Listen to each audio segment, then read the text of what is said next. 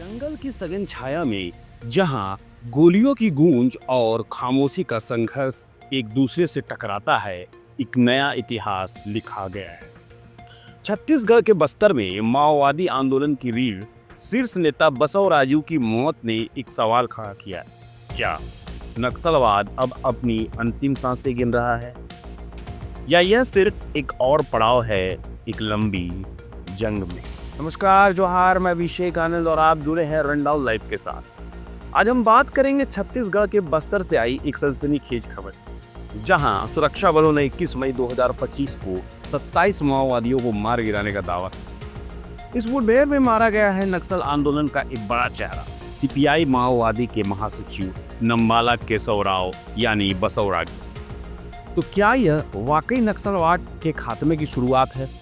आइए इस कहानी की गहराई में उतरते।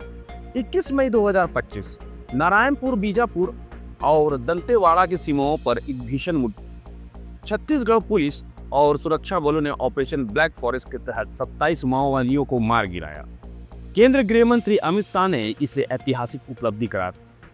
उनके अनुसार यह पहली बार है जब नक्सलवाद के खिलाफ 3 दशकों की लड़ाई में एक महासचिव स्तर का नेता मारा गया। शाह ने कहा, हमारे बहादुर सुरक्षा बलों ने नक्सलवाद की रीढ़ तोड़ दी।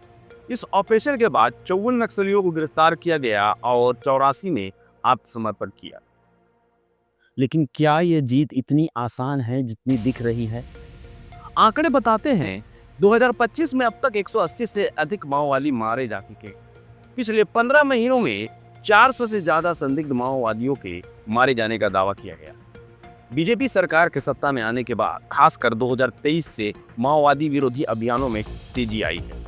बस्तर में 28 नए सुरक्षा कैंप स्थापित किए गए हैं और 214 माओवादी ठिकानों को नष्ट किया गया है। लेकिन इस जीत की कीमत भी चुकानी है। इस मुठभेड़ में एक डीआरजी जवान की जान चली गई, वो शहीद हो गए, और जनवरी 2025 में एक आईडी विस्फोट में 8 सुरक्षाकर्मी शहीद हो गए।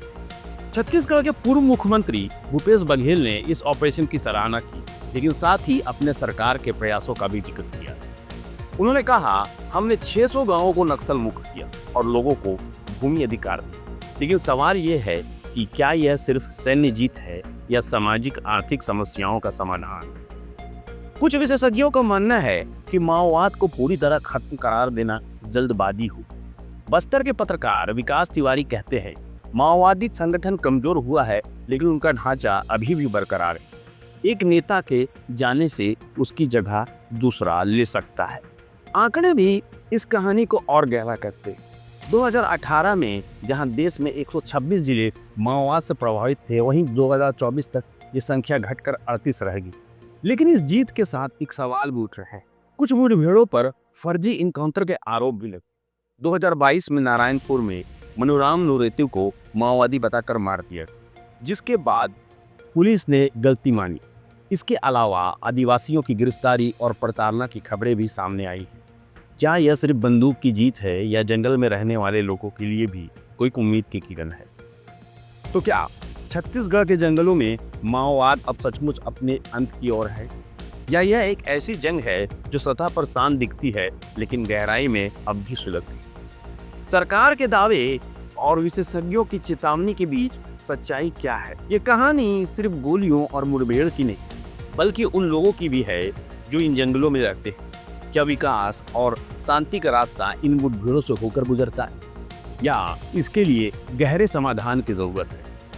आप क्या सोचते हैं? हमें कमेंट सेक्शन में जरूर बताएं। और अगर आपको ये वीडियो पसंद आया हो तो उसे लाइक करें, शेयर करें, साथ ही साथ चैनल को सब्सक्राइब करना ना भूलें। तो ये था रनडाउन लाइव से एक खास विश्लेषण। हम फिर मिलेंगे एक नई कहानी के साथ। तब तक के लिए जोहार।